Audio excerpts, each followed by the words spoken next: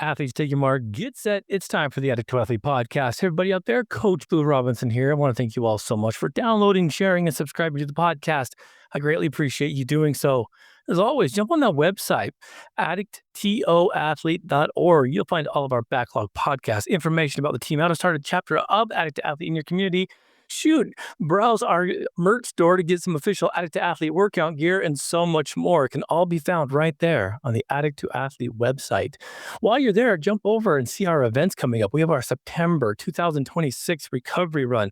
This is a proxy run. Well, you will run, for and behalf of an individual that may have lost their battle to addiction, that may be struggling currently. You show solidarity for the efforts of recovery and to remember those who may have lost their battle by wearing their name on your bib number and running as a proxy runner for them. It's a very emotional and moving experience that we've had great success in the past, bringing families together to heal from some of the trauma that gets left in the wake of addiction. Registration's now open. We're doing that this year in Tooele, Utah. It's one of our newest chapters with Coach Jason Gonzalez out there. And we're looking forward to bringing Addict to Athlete to the county of Tooele and Tooele residents, but more so to bring solidarity that no one finishes addiction, mental health struggles alone. So jump on there. It's all found on the Addict to Athlete website. Athletes, it's going to be a solo run today. And the reason why is because there's been some things that I've wanted to talk about for quite some time. And this specific topic requires a lot of delicacy. And I mean that from the bottom of my heart. It's so delicate because I have colleagues that have created careers from this industry. I've had many friends that have operated in this realm of treatment. And I've been able to communicate with a lot of former clients who I got to know when they were very young, in their preteen and teenage years, that now have turned into adults and have had great struggles because of some of the situations they found themselves in when they were young. This is a very delicate subject because today we're going to be diving into the youth residential treatment programs found throughout the country, but specifically the heavy laden, environment that we find here in the United States, specifically here in Utah. And I want to get into some nuance behind the youth treatment center world.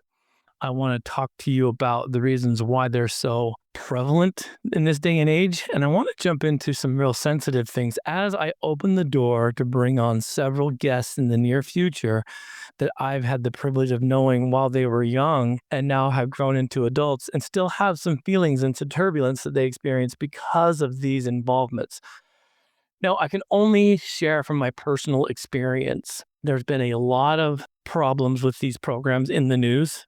There's been many of them in the state of Utah that have been found not worthy of operation, and the state has finally regulated it to the point by which they've shut some of these down. And I'm telling you that I have my own very specific viewpoints on this. These are my opinions and my opinions only.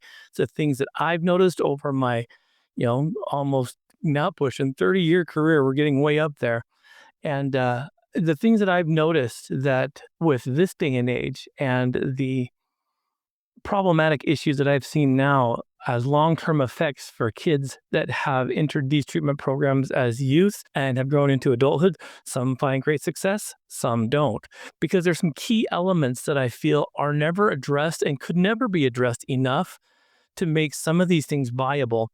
I think there's a more excellent way that we can do some of these things. And I think that through experience, we've been able to understand that the traditional send your kid away and hope that this residential treatment program solves the issue, that's not going to be the case. I'm going to share with you some very personal experiences that I had in this industry.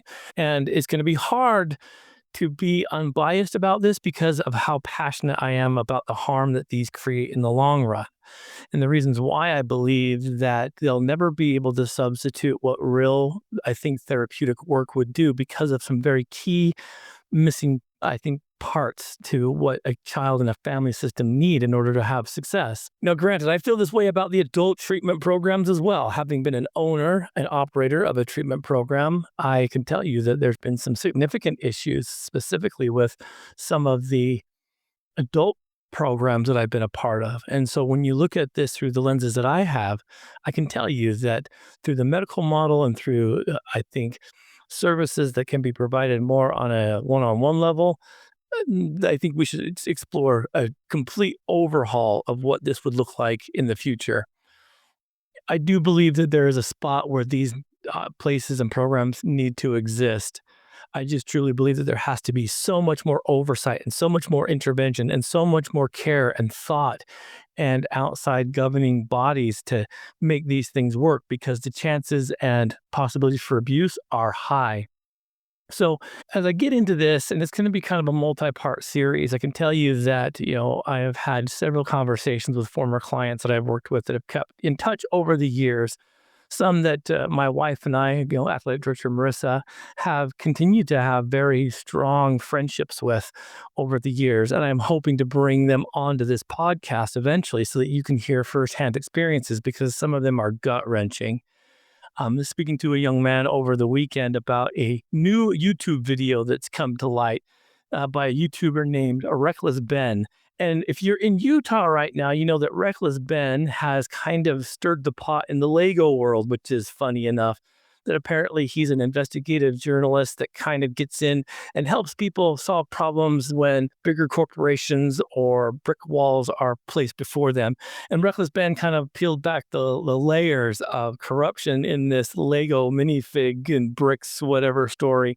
And it's shown some pretty problematic issues with the American Fork Police, with the Provo Police, with the Orem Police, which is where Addict Athlete resides in Orem, Utah. And, has kind of exposed some pretty negative things about shady business practices. And it's interesting how many shady business practices there are out there in the world. And it's hard to try and navigate, who's telling you what and what's telling you who. But just watching Reckless Ben's coverage of this, Lego scandal, the way that he was treated by the public, entities around bricks and minifig, and then our local government, American Fork, from Utah County, the American Fork Police, Provo Police, and Orem Police. It's kind of sad and scary.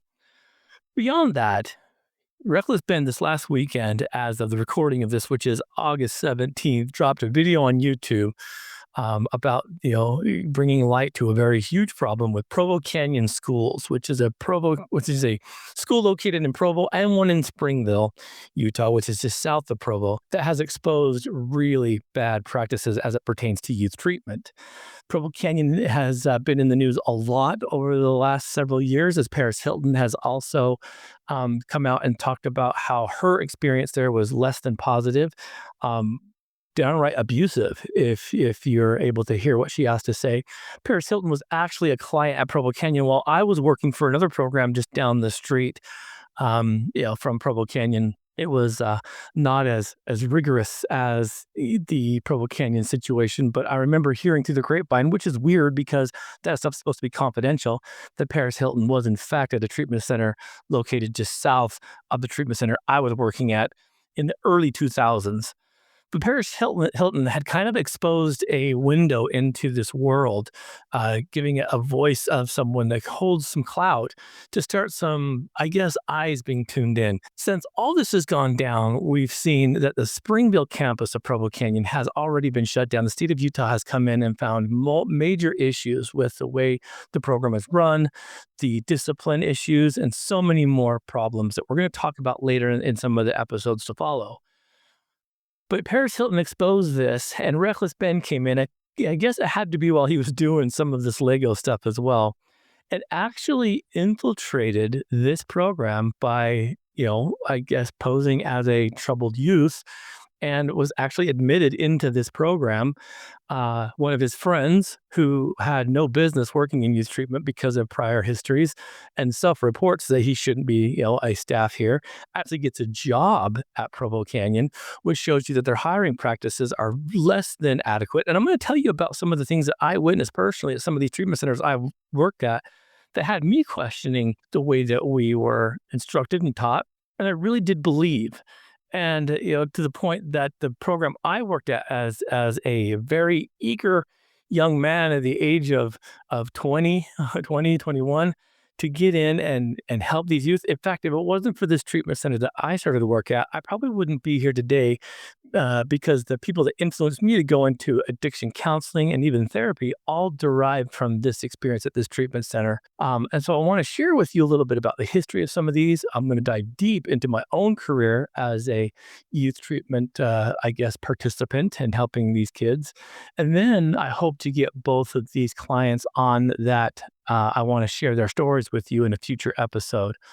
But let's dive in right now to the experience that is the youth treatment center model in our country. The modern U.S. youth treatment residential movement developed kind of in stages, and the largest wave of expansion kind of occurred through 1980 to the 1990s and really accelerated in the 2000s. The period is best kind of understood if you think about it as coverage for severe lacks in juvenile justice and child welfare and special education. Specifically, as we saw a big increase of adolescent psychiatry, there was a lot of substance abuse going on with teenagers, and there was a lot of privately operated therapeutic programs that began to kind of emerge from this era. Now, the interesting thing about this is, if you remember some of the things that I guess happened to us, Generation X, Coach Blue being 50 years old now, being born in 1975. I do remember in the 80s hearing commercials come on that said, it's 10 a.m. or sorry, it's 10 p.m. Do you know where your kids are? Because the boomer parents had kind of washed their hands of a lot of responsibility. So we started seeing a huge increase of substance abuse with problematic behaviors, with a lot of truancy and delinquency through school. And primarily what we saw was the increase of therapeutic programs came from a necessity of trying to help these kids whose parents were somewhat affluent and able to, pay and fund some of these programs. When they saw their kids getting a little bit out of control, whether it be hanging out with, friends that maybe smoke some weed or drink some alcohol, all the way up to kids that were showing suicidal ideation and things of that nature. And so what we saw was a huge uptick in these kind of programs. Now, I cannot stress this enough. Although the goal is there to be driven by a big heart and a desire to want to help children overcome some of these adversities and help teach parents how to parent, what we see, especially through the late 90s and early 2000s, is that these became very profitable. This is a business. Like it or not, it is a business that can fund large amounts of money, because when you have a child who's going through some turbulent years, and you've got a family system who's maybe mid-class level or maybe affluent, you can afford upwards of $1,500 per day all the way up to $2,500 a day for residential treatment. And a lot of these programs that began to operate started to promise the sun, the moon, and the stars as it pertained to what they were going to be able to do to help these kids overcome their adversity, to start learning and listening to their parents and see them as, helpmates to the future, not so much like roadblocks or obstacles to what they wanted. And really, they started to kind of use it as a threat that if out of line, well, then we're going to go ahead and, push you into treatment.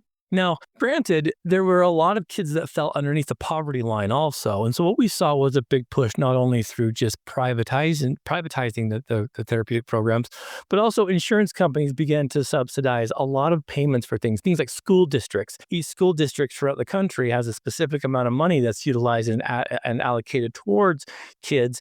And so we started seeing cities and places that they saw a huge problem with youth delinquency begin to start funding some of these placements and programs as a substitute for education in their home states. So what you see is that the foundations between the 1950s and 1970s, when these programs began to kind of pop up, it went from, I'm going to send you to military school in the 50s and 60s to, well, now we're going to start sending you to some behavioral modification programs. So the interesting thing about this is the phrase youth residential treatment center covers a large span of facilities here in the country. So there is no single operating date that I could find that would say the very first treatment center was, this. They all kind of popped up relatively close to the same time.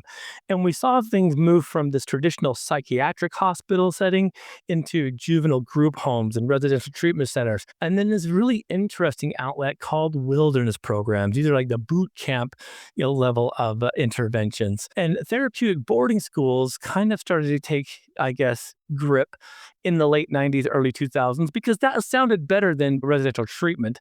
Therapeutic boarding school, well, it sounded like you're sending your kid to a boarding school at some high class, Yale inspired, and Harvard inspired, I guess, system, so that you can look at it not so much as my kid has behavioral issues, but they're going to a therapeutic boarding school when really it's a residential treatment center.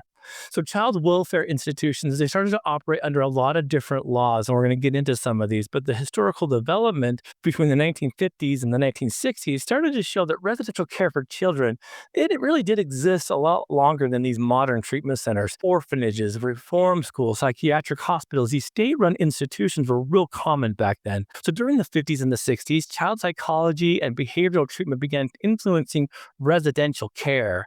And so what we saw was that there would be some of these kids and these issues where they had some pretty problematic homes. Because remember, you guys, back in the 50s, 60s, and 70s, there were a lot of undocumented child abuse issues. There were so many problems that our country was seeing with youth delinquency. We were seeing many kids being abused physically and sexually and mentally. And there wasn't a lot of, I guess, push to kind of protect these kids. And so when we started seeing some of these issues that started to pop up, when these kids started getting involved in the law and some problems started happening, well, the government decided, hey, we got to start looking at ways to help these kids. So a major national shift began when criticism of these large institutions, they made a movement forward to kind of create what was called the Community Mental Health Centers Act of 1963. And that helped redirect mental health policy away from large state hospitals and kind of push them into community services that did not develop super quick or fast enough to replace the hospital situation. But what it did was open the door for a lot of privatized care to start opening their doors as a business model. I can't stress that enough. So in the 1970s, the system began to fragment.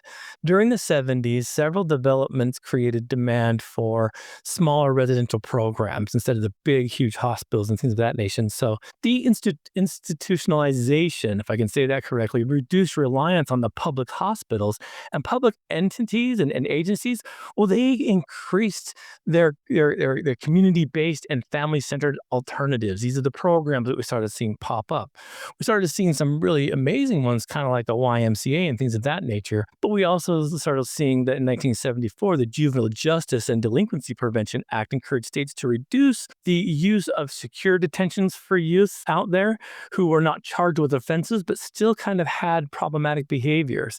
So the Education for All Handicapped Children Act of 1975, later renamed the Individuals with Disabilities Education Act, established requirements for educating children with disabilities. So residential placement could sometimes be funded when schools argued that a child's needs could not be locally met. So states increasingly contracted with private providers, foster care, behavioral health, juvenile justice, and special education services. And that's when we started seeing these therapeutic boarding schools begin to, I guess, be developed. So this period didn't produce large private type programs yet. These were still kind of small, but yet they were at the beginning starting line of what we see today. But it established a financial and administrative structure that would later allow residential treatment centers to expand.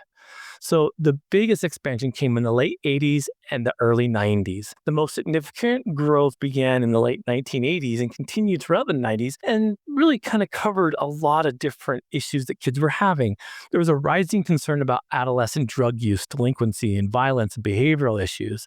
So the expansion of these managed care programs and these private behavioral contracting type experiences really started to catch the eye of systems who were feeling as though they had no other option. Growth in the number of children entering the foster care system during these times, particularly during the crack and cocaine issues we saw in the late 80s and the border welfare crisis that we saw, well, it increased the use of these residential treatment center placements for kids with real traumatic histories. Maybe they have conduct disorders. Maybe they have psychiatric diagnoses. And for sure, if they had any kind of substance use disorders. So public funding through Medicaid and child welfare and the juvenile justice system, school districts and state contracts began to fund placement for these.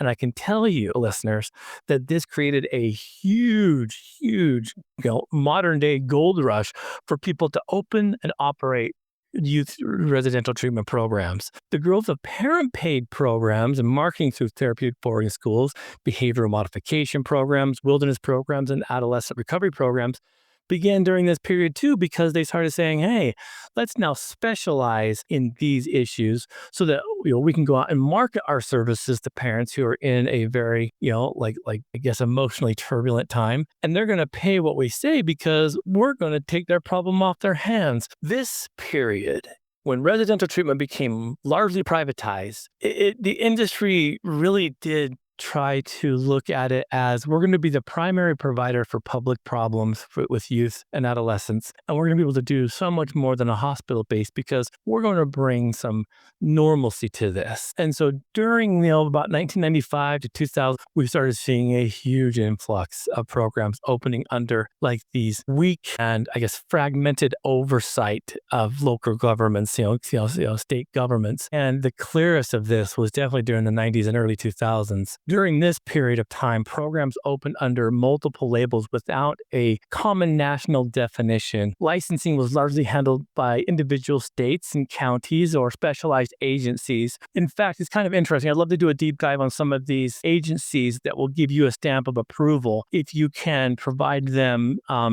information about your facilities, safety, therapeutic interventions, environments, cleanliness, things of that nature. They send out a representative from said corporation that has, I'm not sure, I guess created a list of standards. And this is what I think is kind of funny, listeners, is these programs pay hundreds of thousands of dollars to be accredited by these unique outlets. And what they do, and I've seen this firsthand, is when they know that this observation and this, I guess, period of oversight is going to take place to be accredited, they will operate on their best behavior. They will make sure that their charts for each client is organized, that their living conditions are up to par, that, the kids are well fed and that they are enjoying life and all these kind of things. And then on a designated day, this individual from this accreditation program shows up and they are treated like royalty, right? I mean, again, because if I can get this accreditation for my program, it's going to elevate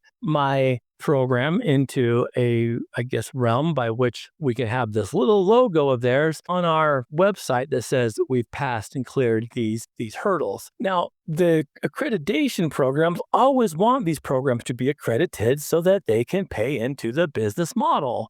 So there's not a lot of, I think, reasons that programs would fail.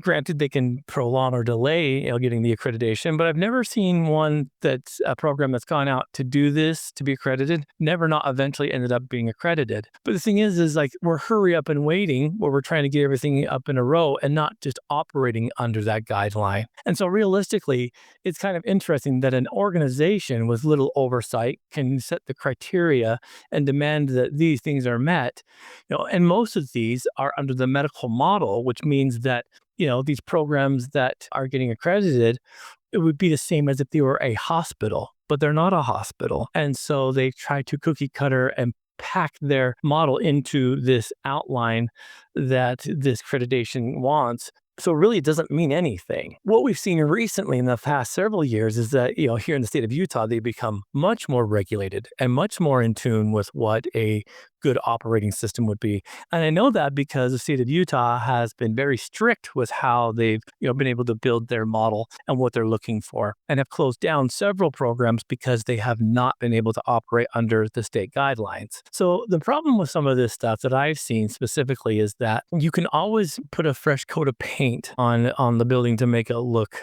as though it's brand new and looks great, but on the inside the pipes are rusty, the care is slightly under par, and there's problems. And that's what we don't want to have happen. So during the period between the 90s and early 2000s, these programs opened up all over the place. Facilities could regulate themselves as a school or group home or behavioral health provider, youth camps or child welfare placement or juvenile justice programs, depending on the structure of its program and the location. Some programs of these operate outside of ordinary state treatment licensing regulations by characterizing themselves as educational or wilderness or even religious or private placement programs. And so the state has a harder time navigating through some of those like more nuanced programs, but its accreditation was often voluntary and did not really necessitate equal clinical licensure, meaning, they kind of played the game at their own pace. Staff to youth ratios, clinical staffing, restraints, seclusions, medication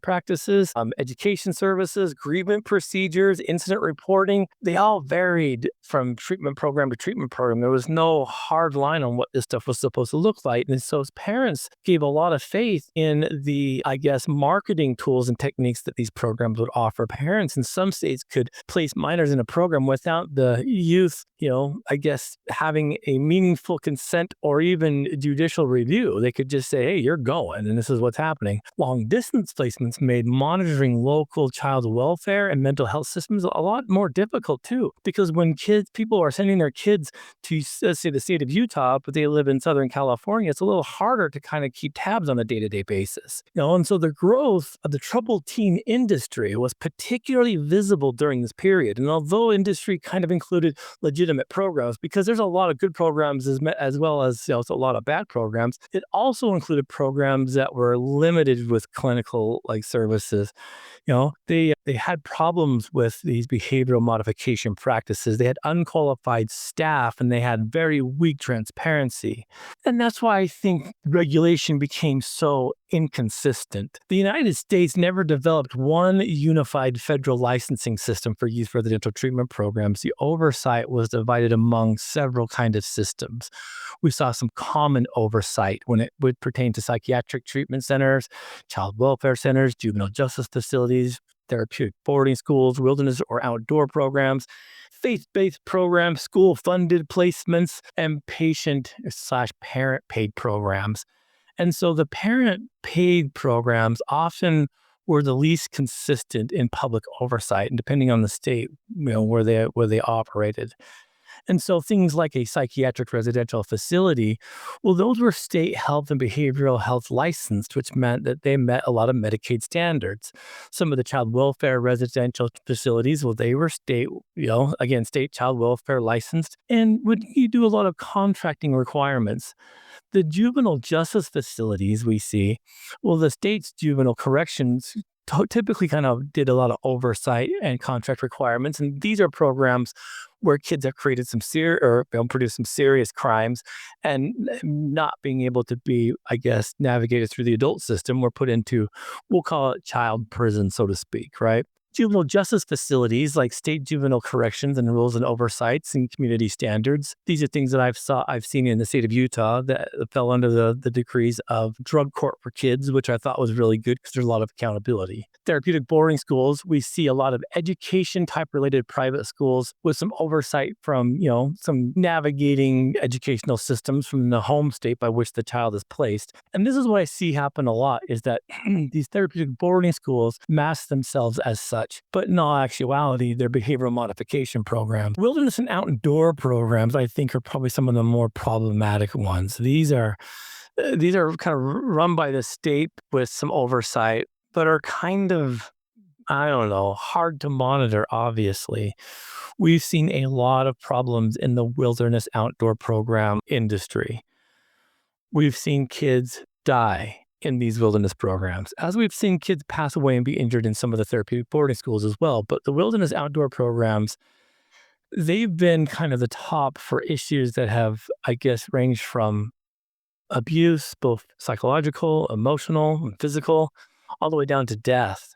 Things like, restrictions on food, hiking during heat, kids dying of malnutrition, kids dying of heat exposure, things of that nature. And it's always a sad experience when that happens. because again, a lot of the oversight has been hit or miss. What I've seen specifically is programs using therapeutic language and marketing itself as a treatment program that doesn't really meet the standards for, like, I would say, a normalized association with a licensed psychiatric or medical facility. The role in the 90s through the child welfare and the juvenile justice systems kind of looked at the expansion as not driven by private parents, but public systems. We needed a place to send kids that were having hard times, in low poverty type areas that needed some more structure. Children in foster care with some complex trauma, psychiatric symptoms, and developmental disabilities, or even serious behavioral problems were frequently placed in residential settings in juvenile justice homes and communities that failed to meet their specific needs. It was a one-size-fits-all model. The juvenile justice agencies also used residential programs as alternatives to detention and incarceration, which meant sometimes you were putting some pretty criminalistic children with some very vulnerable children. At the same time, states increasingly outsourced care to private providers. Again, it's a money-making machine.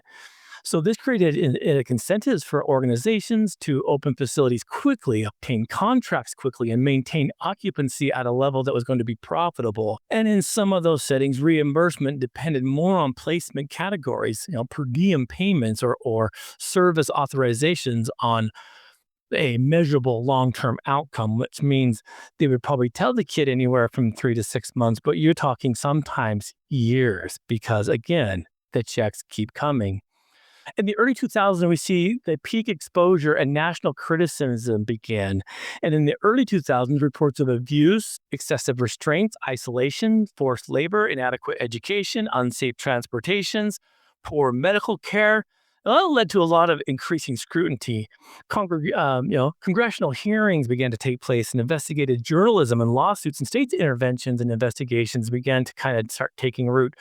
And advocacy campaigns drew attention to some of the weaknesses of these programs, and this is where we saw a lot of the problems begin. A major federal development was the 2008 reauthorization of the Child Abuse Prevention and Treatment Act, which included provisions requiring stronger attention be given to restraints and seclusion in certain connections and programs.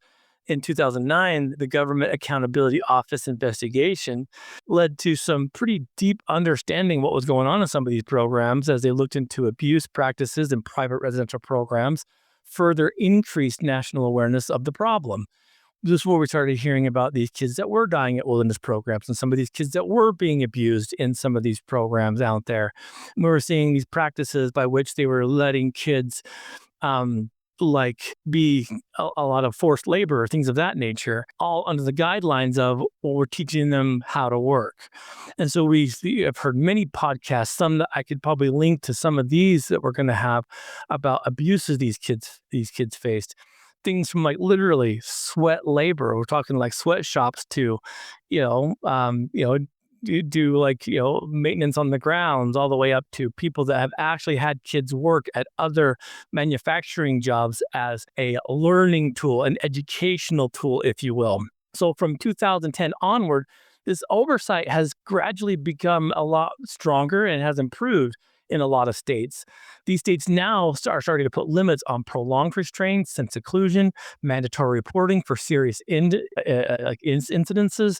We've seen increase in behavioral health licensing requirements, which I think is fantastic. Stronger background checks and rules, something that if you watch Reckless Ben's deep dive in Provo Canyon, you'll see they still haven't quite understood.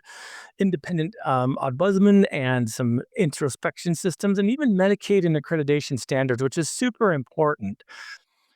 However, regulation still remains uneven. A licensed residential treatment center or a therapeutic boarding school or even a wilderness program or a religious residential program may still be governed by very different standards. And so I wanted to know why Utah became such a major hub for treatment programs. I think it's because of several conditions. Geographically, we're located in a very business-oriented, friendly, regulated environment, right? A large residential care workforce because of the college culture that we have. These kids that come here for school need part-time jobs. And so they can, work, part-time through some of these programs to help staff kids to, do night watch and all that kind of stuff. So we have a strong workforce. The state did not necessarily invent the model, but it became an unusual kind of efficient place to develop because of staff and marketing and willingness to expand. Because again, the financial means are there. Utah offers remote terrain and a population that can kind of help, man some of these things. So with some of the wilderness program, the Wasatch Mountains, the desert region canyons, and the plateaus of southern Utah, well, they set the stage for a very brilliant opportunity for wilderness programs. It's all on BLM land, so none of it's private. So realistically, think about the low overhead.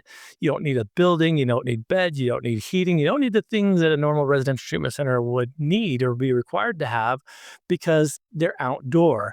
So these remote locations can provide some physical separation from a young person's home and environment. Now, granted, I've heard a lot of kids that have gone to residential programs that have had really strong, powerful, positive experiences, but I've seen a lot that haven't as well.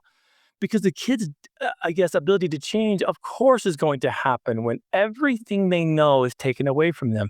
The cell phones, the bed, the heat, the hot water, the warm food. And they give these kids like just the bare basics to survive. Some of the hardest and harsh points I've spoke with some of the clients I've worked with, they have had their lives kind of interrupted by residential treatment, specifically in wilderness programs. Talk about when they unfortunately get sent to a wilderness program during winter and they're provided a sleeping bag and a water bottle to warm themselves. And I've heard of many problems with kids that have had, some pretty severe reactions to, not having any kind of physical or outdoor experience and all of a sudden dropped at a wilderness program. And although the transformation can be positive because when you go from absolutely nothing, you are grateful for your parents when you see them. You are grateful for the smallest of thing that you're given. And I think that's kind of the catch, right? But we forget to see some of the inhumane and problematic behaviors and problems that can stem from this as well, because the limited contact with parents and child is difficult nonetheless. Of course, kids can write letters, but the letters are read by staff. And many of these operating rules are that if you talk garbage or you talk, negative about the program, that your letter will not be sent out. These kids are told that in order for their letter to be sent, they have to be positive by nature. They have to see the good, so to speak. And so kids sometimes who are in situations that are very, I guess, abusive to some nature can't express it because it's going to limit the ability for them to make contact with their parents. And I think the therapeutic process is a struggle for these kind of programs. I looked at once becoming a wilderness therapist because I like the ideas of the outdoors, and I'm glad I never did take advantage of that because what I found is that a therapist remotely drives out to wherever these kids are going to be in the wilderness, is able to spend a couple hours with each kid, returning reports to the parents, and there's not a lot of therapeutic involvement. Most of this is done by the guiding staff. And a lot of it is a hierarchy of operation, meaning that the older kids that are there, because of the duration of time they've been there, typically take the younger ones under their wing. So it's a peer mentor type experience. The problem about that is it's all survival stuff. So what happens after a child typically finishes a youth outdoor program is that they are immediately then shuffled into a residential treatment center. Most of these kids don't realize or understand that. They think that they're going to be going to wilderness therapy and then coming home. About 85 to 90% of the time, that's not the case. These kids will complete their 60, 90, 120 days of wilderness and go directly to a residential treatment center where the program starts all over again. This is where I have problems. When you take a child out of a family system and put them into a controlled environment, whether it be wilderness or residential treatment, you're already giving that kid and that family a disadvantage because I don't care how much therapy you give these kids. I don't care how much family therapy you think you can offer. It's never going to be enough. So what happens typically is that the kid ends up going to a residential or wilderness program. They begin to receive 24/7 care, and it's usually behavior modification because you have two staff on a unit or on a wilderness program. Sometimes, depending on ratio, maybe it's four staff to a group of kids. You have supervisors and roaming staff that typically can lend a hand if things get out of control. So each kid has access to about, I would say from 4 to 5 to maybe even 6 adults to help correct behavior, and then a therapist and maybe counselor and maybe teachers. At home is typically mom and dad and the child. So no matter how much effort you put into a residential treatment program, you will never be able to reenact or replicate what your child's going through simply because you don't have the manpower. Most of these programs, although will tell you that they don't, operate under what I call the behavioral modification unit. It means we're going to change your behavior and we will withhold certain perks and fun things, or maybe even shrink your world down into this little box that you're creating until you act a certain way. And once you act a certain way, your world work will expand.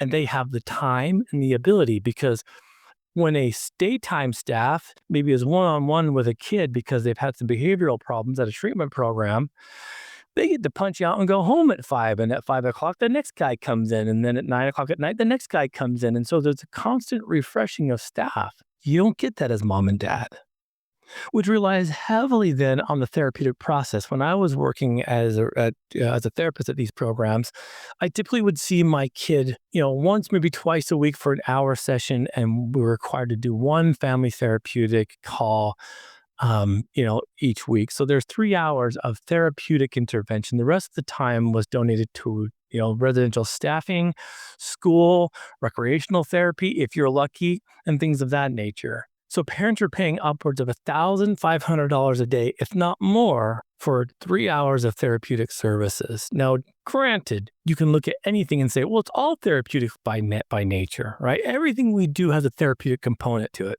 How? And if that's the case, you're not going to be able to replicate that when this child's home.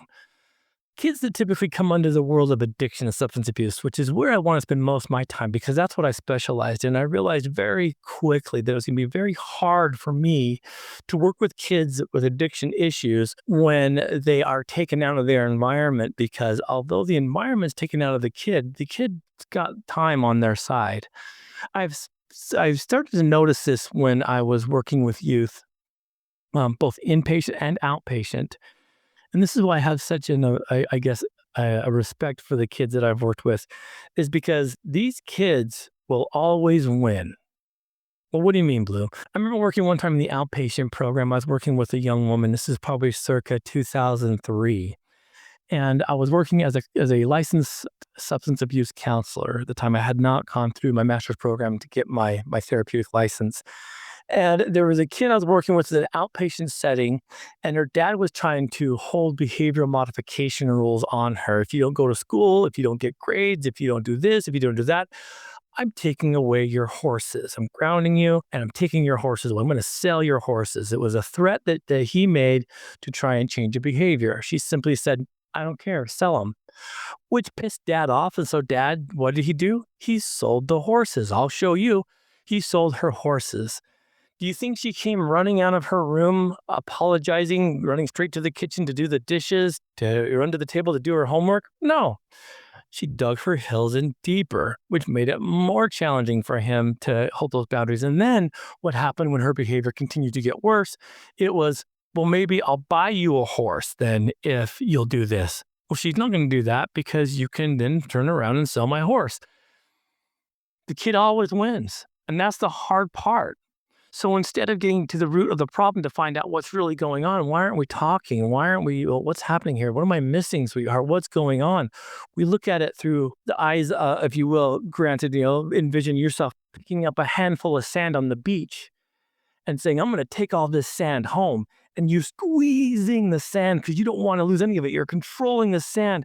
And eventually what happens if you take a handful of sand and you squeeze it because you're afraid you're going to lose it? It's going to fall right out of your hand. You're going to lose almost every granule of sand. If you want to carry sand, you have to scoop it and delicately hold it, right? Which means it's going to be vulnerable to outside influences. There's going to be, maybe you're going to lose some in the wind. You're going to lose some as you're walking, but you'll be able to retain the mass. Most parents have a hard time understanding that that's the method of parenting that needs to take place at a behavioral modification program. And even if programs tell you that they're not, by the sheer nature of the program, it has to be. You cannot replicate a family system at a treatment center where a staff goes home at night, where it's more than 3 clients to the facility. It's not. It can't happen that way.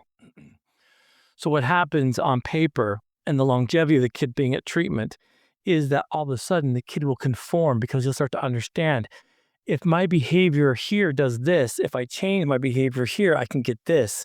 And so what they do through the behavior modification program is slowly develop change to the point where they're yes, ma'am, no, ma'am. And the parents come in for family days. They do family days in these programs where parents will come in and they'll do a week of training with the therapist, and they'll have sessions with their kids, and they'll feel great. And that'll be awesome. And they'll feel it. And you're changing so much. Then the kid goes home back into the same environment. And what happens? You don't have the same behavioral modification techniques, tools, people that they have. And the kids typically resort back to behaviors and problems before, because no matter what, parents and family systems will never get the same amount of therapeutic intervention that their kids get. And I'm not saying that parents are to blame for their children's problems. Parents, you have stewardship in your kids' problems. You're not the cause of your kids' problems.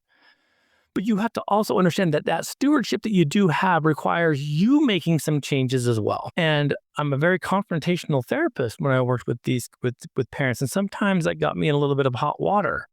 And the problem is that we saw these things where a lot of programs operated under the pretense of, we're going to fix your kid come hell or high water. But parents, you get to stay the same. That's not the case. Parents, you have to change and grow as well, right? Even me, Coach Blue Robinson, licensed mental health counselor, a substance use disorder counselor, my wife, Marissa Robinson, athletic director of Team Addict to Athlete. She's a recreational therapist. I can tell you that we've still hindered and probably had problems with our children. We haven't had the best tools sometimes. We've had to talk about things.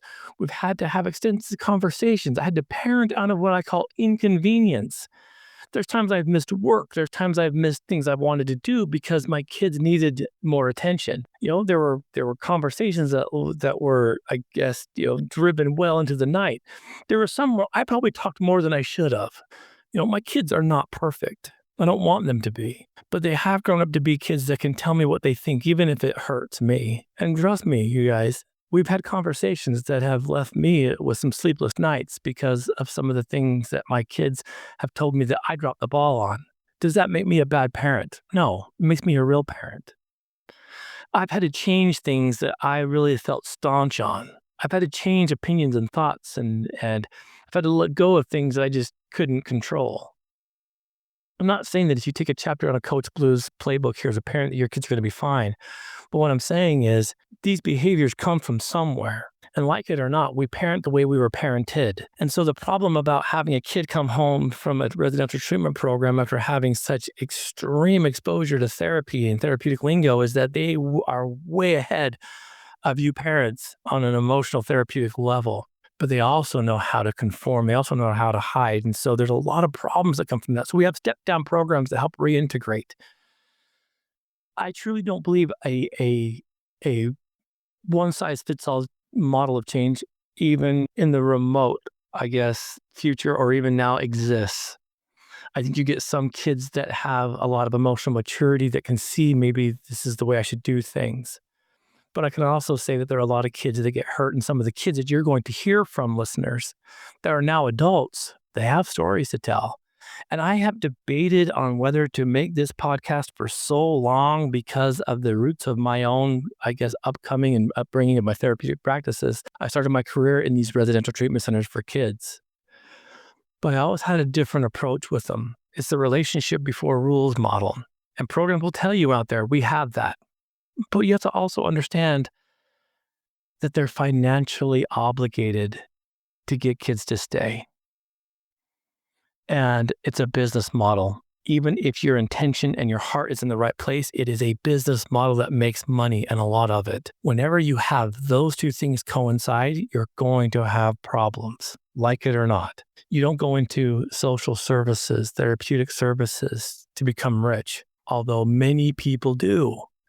And I admire them for their tenacity and their ability to do that. I'm not one of them. When I saw the reality of what residential treatment meant, when I started seeing what UAs for drug identification costs and how much are being billed and all the things of that matter, it made me sick.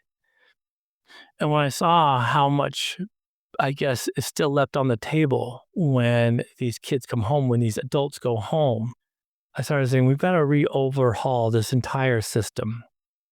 I wish I had the golden thread that could tie it all together because I'm still out there looking. It's one of the reasons I created Addict to Athlete as a free program. You get what you put into it. Unfortunately, I don't have mentions and drive Ferraris, but guess what? We've been able to help a lot of people. But Addict to Athlete is also, to a degree, a nonprofit business, right? We need money to keep the lights on. We need money to keep the podcast flowing. And sometimes people get really upset when they see nonprofit programs spending things on microphones and hosting websites and facility lights and facility locations and transportation costs and all kinds of other things because we think, oh, hey, why are you selling a shirt for $10 when I can go get one made for $2? Well, because we need to generate money so that we can keep the lights on, right? So I understand the problematic behavior behind these kind of things. And the goal here is to hope that we bring more good than bad. And I really wish that as we get into this, into the nuance of things, that I had a golden bullet on what all this would look like, but I don't. So Utah specifically, that I could only speak to because it's the only programs I've looked at. There's so many programs here because of the regulatory fragmentation and the perceived permissive, I guess, mindsets we have. Utah, like most states, did not regulate every type of youth program under one unified standard. Different facilities could fall under different, I guess, oversights. But I've seen problematic behaviors come when we don't have a lot of continuity and each program runs so differently. Some specialize in addiction, some specialize in behavior modification, some specialize in neurodivergent thinking, some operate under sexual promiscuity. There's so many different programs. There's been a lot of abuse, right? I've seen reports come through with abusive staff. I've seen both physical, sexual abuse come from these things. Shoot, I know of one individual that I've worked with that ended up marrying a former client that was going to one of these schools.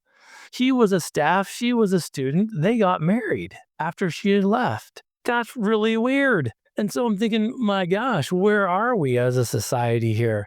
Utah, like most states, didn't regulate every type of youth program. And so many of them started to operate here. A program might be treated primarily as a behavioral health facility, maybe a residential school, a youth camp, a child welfare provider, a substance use program, which is very common, a faith-based institution, which is very common here, and so on and so forth. So the fragmentation allowed some operating programs to avoid more demanding standards associated with a hospital-based psychiatry program.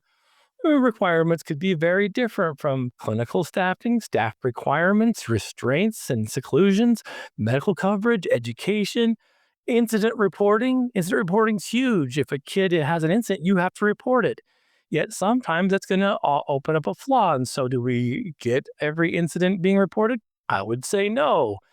Licensing inspections, grievances, procedures, all kinds of those things. These grievance procedures should be taken very seriously. Utah was not unique in having some of these regulatory gaps. Again, I just can only speak to them because this is the programs that I know of that I've been associated with.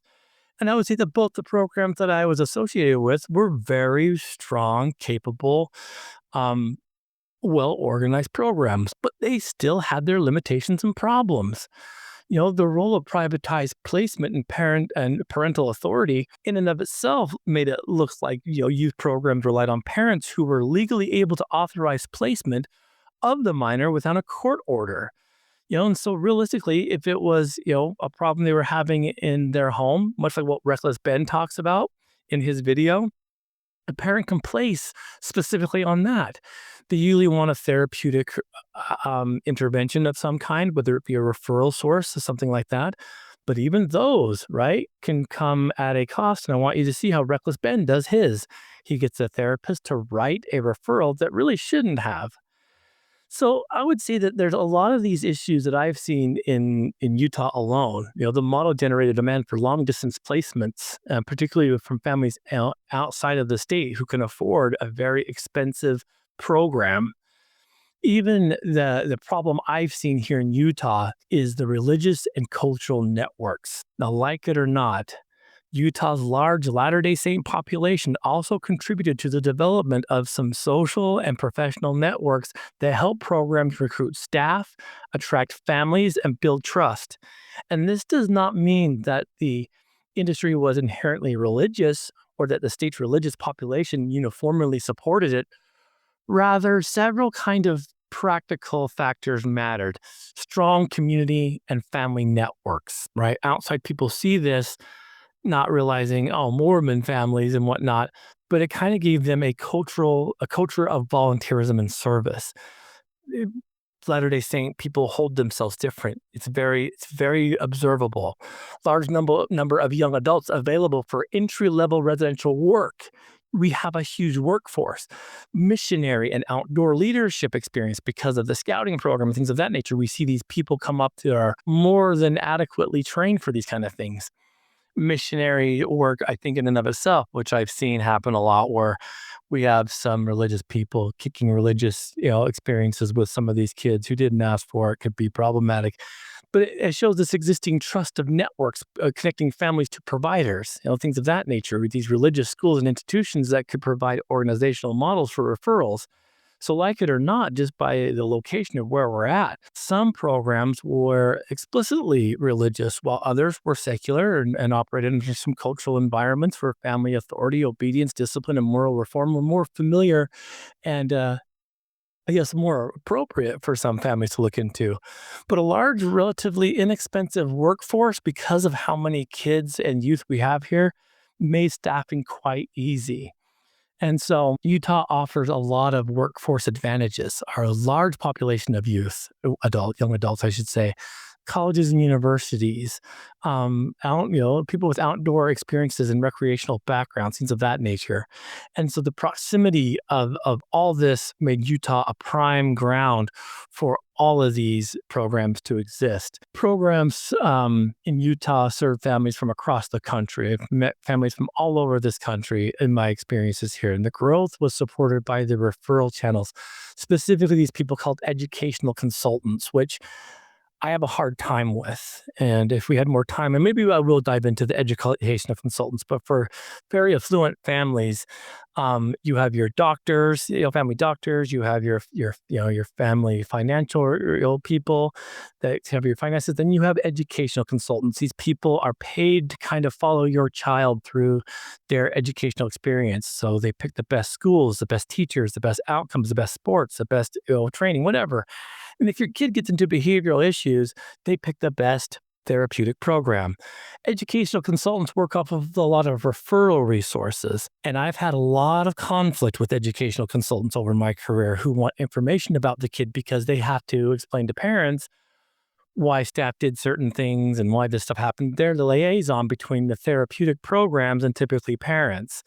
The problem with educational consultants, though, is that it's a marketing tool. And so therapeutic programs will also really cater to some of these educational consultants and give them and promise them things that we have no business promising them. A classic situation that happened to me, I'll give it to you brief, was that I got in a little bit of a tiff with an educational consultant who wanted very, I guess, intimate information about one of my clients because of the high profile parent that this individual belonged to.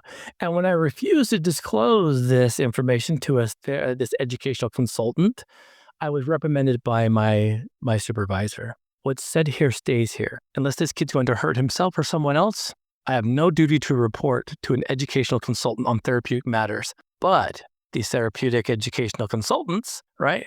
These educational consultants, they want to know the who, what, where's, and whys, and whens so that nothing catches them off guard. They're not privy to my information. And so the premise by which I left residential treatment was because of an educational consultant and the, I guess, negative feeling I had from them. So, we can get deeper into those as they come.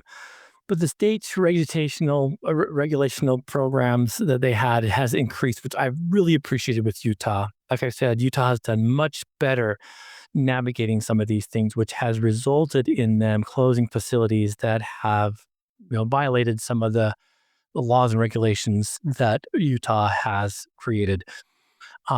Utah's landscape, I think, is now starting to change. But after watching Reckless Ben's operational, undercover video, it made me realize that it's time to do this series. And I'm nervous about it again because I have a lot of friends that have worked in this industry. I have a lot of mentors of mine that have worked in this industry.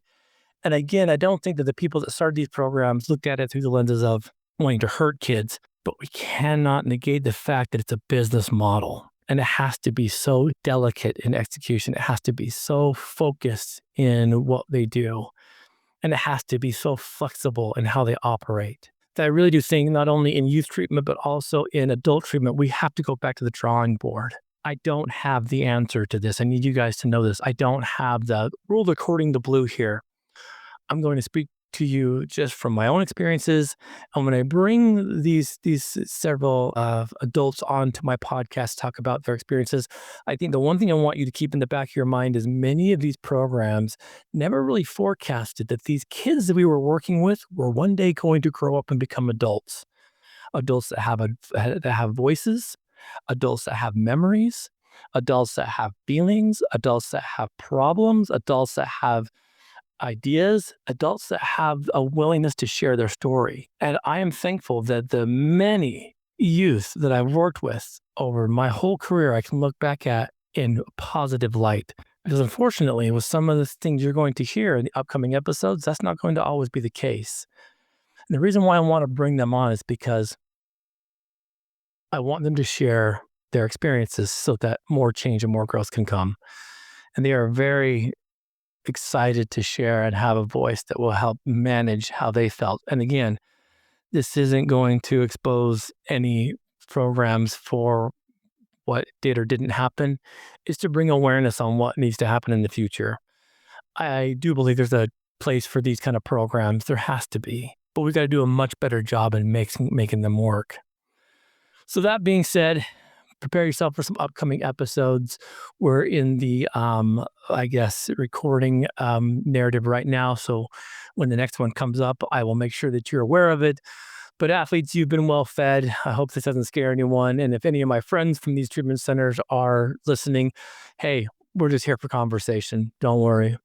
I think that it's going to be a good conversation to have, one that's probably well overdue. I highly recommend you go watch Reckless Ben's undercover jump through Provo Canyon. I look forward to sharing my story more. I look forward to sharing these guys' stories that are going to come on, and to do our best to turn the mess into a message.